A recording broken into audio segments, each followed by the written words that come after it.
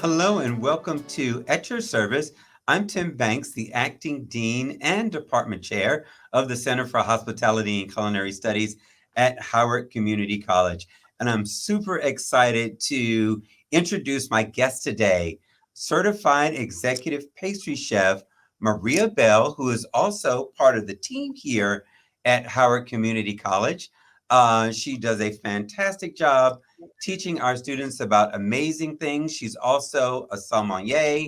She's developed and created our nutrition curriculum. So she is a dynamic addition to the team, and we're happy to have her. Maria, welcome. Thank you, Tim. I'm so happy to be here. Sure. So I know you're working on some new projects right now.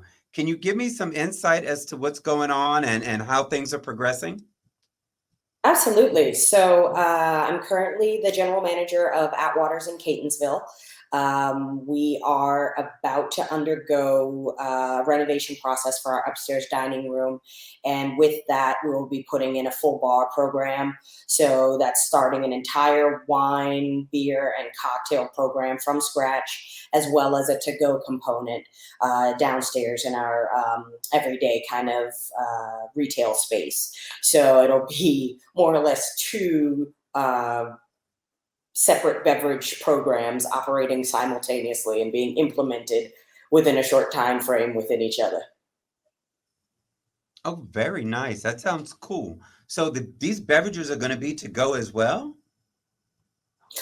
So we will have a full wine list, and we're working on making sure we have some canned cocktails and craft beer. So we won't be necessarily putting any of our products to go. Not just yet. Okay. Don't. Well, actually, I was going to say don't give me too many ideas, but that's probably That's something I how it would have works, thought of right? at some point. Yes, I'm like yes, give me ideas, but don't give me any ideas. But yeah, so for now, it So, would be two separate to go. I'm sorry, to go, and then for here when we do complete renovations. okay, well, that's exciting for sure. I'm looking forward to showing up at Atwaters. I'm sure it'll be a great experience as always. Uh, Walk me through your career path, kind of soup to nuts. Everything that you've been doing in culinary, baking, and pastry, you're a sommelier. That's another feather in your Yes. cap. Tell me about Yes. your career path and your journey. Absolutely. So I went to culinary school, the bright young age of 18.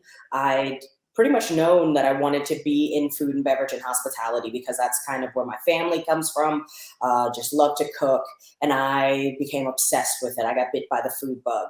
So I went to culinary school in New York City. It was called then the French Culinary Institute. Now I think it's called the International Culinary Center. They've expanded into so many different areas. They now have study abroad, all kinds of things that didn't exist when I was a youngin. But anywho, from there, I won a scholarship to move to France. So I moved to France, lived in the south of France, baked at a small family bakery for about 4 months. Then I moved back to the United States and started working in the kitchen at the Ritz-Carlton in Pentagon City. One day, the food and beverage manager walked by, and I'd been there for like 2 years at that point, and he said, "You talk a lot. You should join us in the front of house. We have a manager and training program that we think you'd be perfect for." So I was accepted into that program, and then I worked every department in food and beverage at the Ritz Carlton in Pentagon City. So that gave me that front of house kick. That is where I got my love of wine, my initial love of wine. And I'm always one for a challenge. If there's textbooks that you can buy and you can keep learning and growing with something, of course I'm interested in it. Something else to obsess over.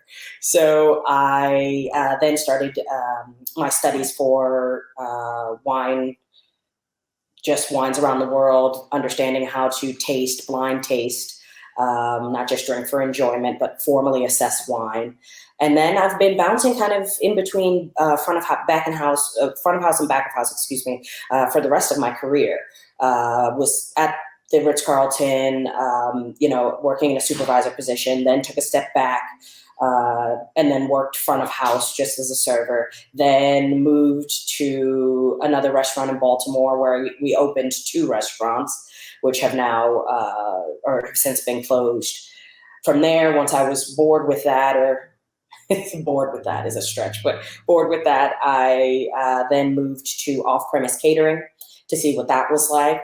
So working weddings, bar mitzvahs, bat mitzvahs, you name it, we did it, packaging up all the food and the decorations, setting things up on site. That was very interesting. And then around that time, I actually started working at the college, teaching. I've taught pretty much every class under the sun. Mhm. Then I became a wine buyer for a boutique wine shop in Ellicott City. and then I decided I wanted to get myself back into the kitchen, back into the restaurant. So that's why I'm here at Atwaters. I always have a lot of Great.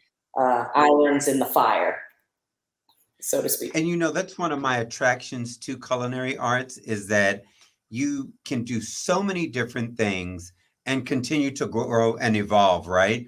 You hit a wall somewhere, you're like, okay, I'm gonna go to the next thing. I'm gonna go do this. Hmm. And you're still evolving. There's so much to learn, there's so much to absorb from the industry, from all of its aspects, which is awesome. I think that Yeah. being in culinary arts or in food and beverage itself is extremely dynamic. You can have a very gregarious personality and thrive, and you can be an introvert and thrive. So it's just Hmm. welcoming to all. Very little resistance on people coming in the industry and not finding a home for themselves. And if you outgrow that home, there's always another one you can go to. So Absolutely. tell me a little bit about your travel experience and how that has contributed to your successes. So my travel experience, as far as me moving to France, or my travel experience just in how I travel and how I look at the world with food. All of it. I think it's all important to be a global citizen, and that's what travel does. So I would love to hear about the way you see the world and through your lens. Absolutely. So when I made the decision to move to France, it was the first time I'd really been away from my family. I mean, I was 18. So the first time I'd been away from my family, the first time I'd really been out of the country, and I was alone. I moved into a little apartment above the bakery, and I was by myself, barely spoke the language. But one thing I found that was universal was, looking at a beautiful pastry display, looking at some beautiful breads, and, learning a word or two, fumbling through horribly pronounced French, but still getting the thing that you want. And you'll find that people are willing to have um, a full blown conversation with you just centered around food. So that's what I learned when I lived in France. So once I decided that that's how I was going to just travel, it was then about going and finding new experiences. And for me, it's through food. I Anytime I'm trying to go somewhere new, whether it's a state I've never been to, or a city within a state I've never been to, I usually look up top restaurants in the area. I get a good idea of something or some menus that fit how adventurous I like to be with food, and I'm pretty adventurous. And then from there, I talk to the bartenders, I talk to the servers, I ask them, where are your places? Because you're clearly from here, so where do you go to get a local experience? So that way I'm not getting this kind of just theater piece of food and Mhm. cuisine, because some places can be like that. Like New Orleans is one of my favorite cities to visit. Great food city, but you can very easily get just sent right to the touristy places, and you'll miss so many gems where the locals are like, no, that's the best place I've had this type of sandwich, or this is the best crab cake I've ever had in my life. Every city has those nooks and crannies. I rather look at it through kind of like a local perspective. So I research a bit, and then I get the local input. And then that, I found, has given me more of a better idea of the full blown food scene in an area and the culture that they've infused into their cuisines. Right.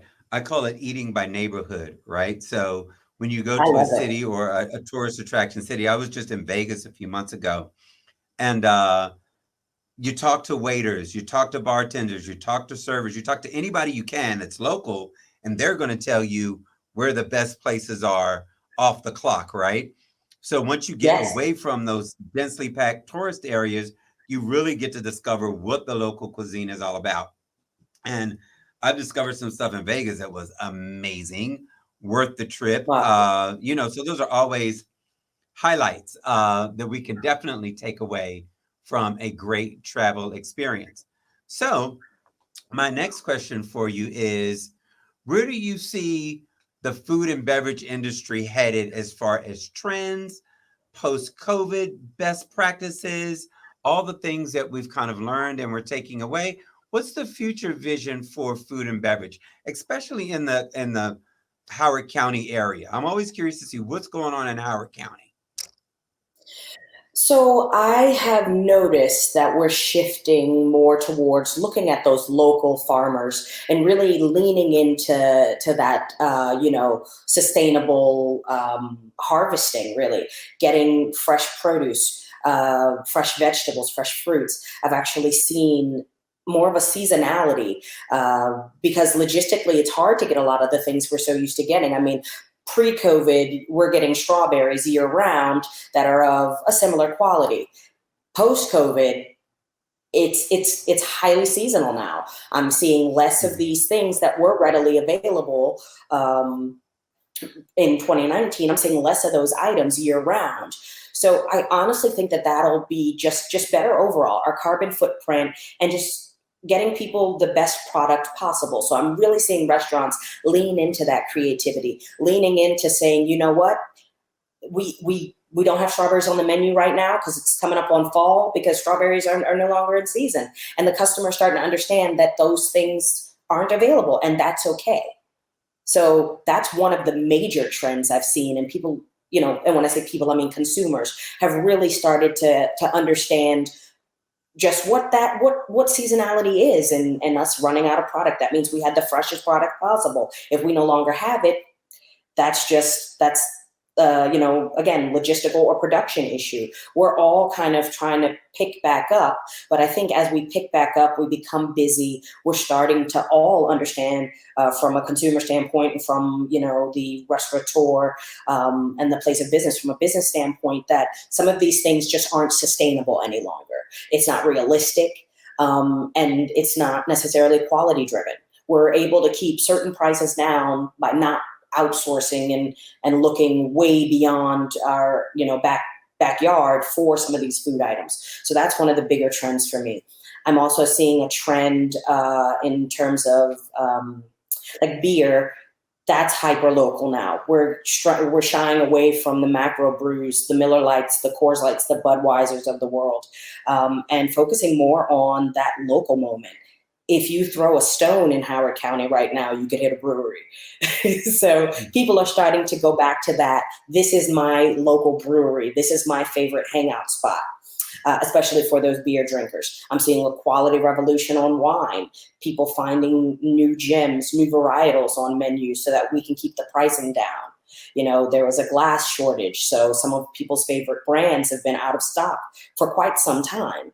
Again, logistics. We're trying Mhm. to, as I think, a whole community, find better ways to bring great products to our customers without leaving them to foot the bill and while also maintaining a profit at the same time. Awesome. I think local is the best way to go sometimes, especially when you're regionally bound to a certain area that's known for something.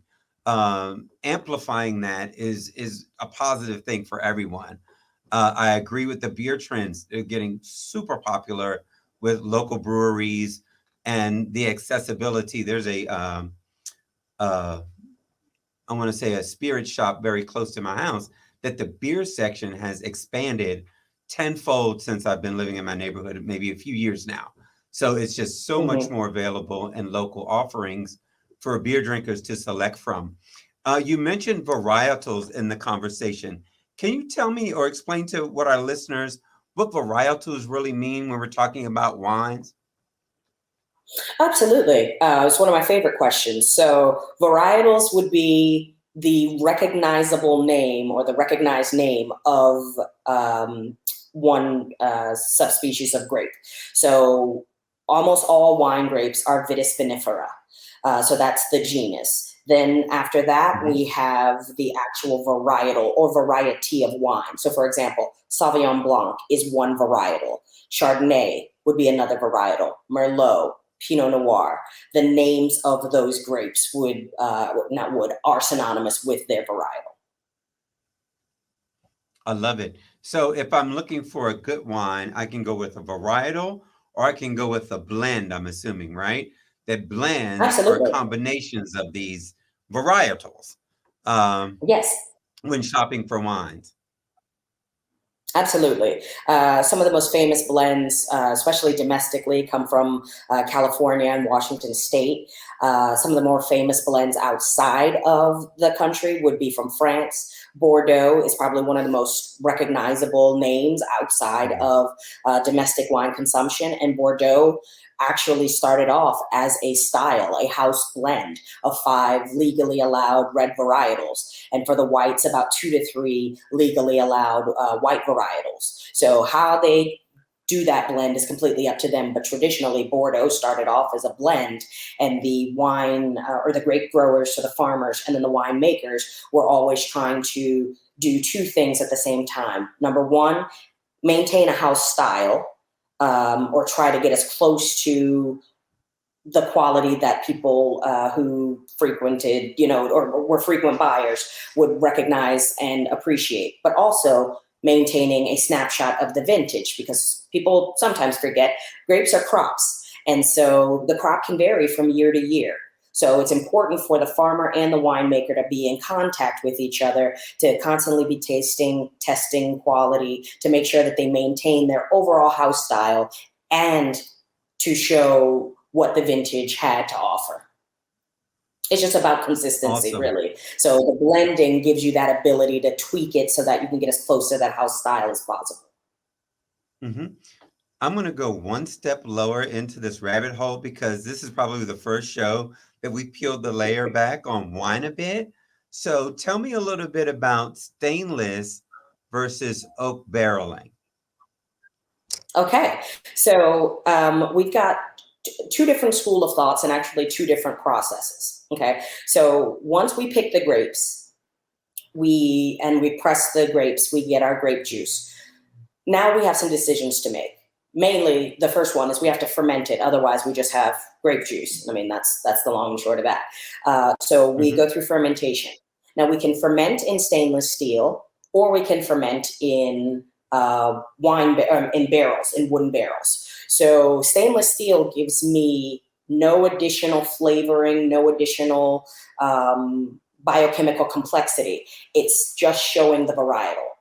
When I go into fermentation in oak barrel, that gives me oxidation, okay, because wood is porous. So it's allowing hmm that oxygen to interact with the juice as it's fermenting. That oxidation is releasing a lot of phenolic compounds. And at the same time, we're also getting flavor from the wood itself. Vanilla, dill, coconut, pencil shavings. Things like that can be imparted during that process as well. There's some other biochemical processes that go into it. So, for example, if it's a white wine and we barrel ferment, we undergo something called malolactic fermentation. And I don't want to bore you guys, but malolactic fermentation is basically taking some of the natural acid present in the grape juice. As it's fermenting, it turns that malic acid, which is the acid most similar to like a green apple, and transforms it into lactic acid, which is the acid more similar to like the acid you find in sour cream. So you're getting a much richer and rounder mouthfeel based on that malolactic fermentation. Virtually all red wines go through this in some form, and then some white wines like Chardonnay, something that's a little bit richer and heartier that can handle that type of treatment. So those are the two fermentation types. Then after that, we go into potential aging. I can age in stainless steel and it would give me less interaction with oxygen, but allow the wine to kind of settle in and you won't have anything that feels disjointed, too much acid, not enough sweetness, not enough floral character, too much minerality, just allowing us to have balance there.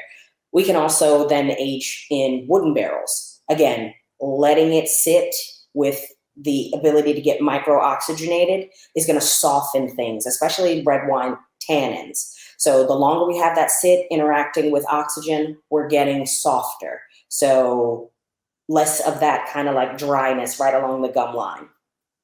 So there's a Mhm. bunch of different schools of thought. It's either, am I trying to showcase, or really what it comes down to is, am I trying to showcase the varietal and all of its just pure expression, or am I trying to make sure that this is a drinkable product that I can also influence the flavors on? Does that So make my sense? takeaway from that is varietals is a solo act, right? Well trained, Correct. ready to perform, can stand and carry their own. Whereas um, barrel aging or barrel fermenting is more of an orchestra. It's pulling in all these different nuances from other areas, but still completing a actual piece, something that is well thought out. So I love it. I love talking about wine and wine development and spirits and food and all of it, because you're the more education we have, the better we are as consumers. So when we're out looking and Absolutely. shopping for that bottle of wine or whiskey or whatever it is that we want to introduce to our family and friends, the more knowledge we have, the better. So that was some excellent pointers to take away from. My next question, of course, is tell me about your philosophy around nutrition. You've done a lot of the heavy lifting here at the college, developing a nutrition class specifically for culinary arts students. So my nutritional philosophy is, I tell my students actually on day one, I said it's relatively unorthodox. I want people to look at nutrition not as, okay, I'm going to change my diet. We hear the word diet often, and to me, that tends to be synonymous with I am healthy because I am on a diet. A diet is just the food that you eat day to day. I would love to I would love for people to think about nutrition in just not like it's restricting things. My philosophy on nutrition is, what is it that I'm eating? Which items are already nutrient dense? What can I add or substitute to fit my lifestyle? Because a diet is a lifestyle, regardless of whether you think you're eating healthy or not healthy.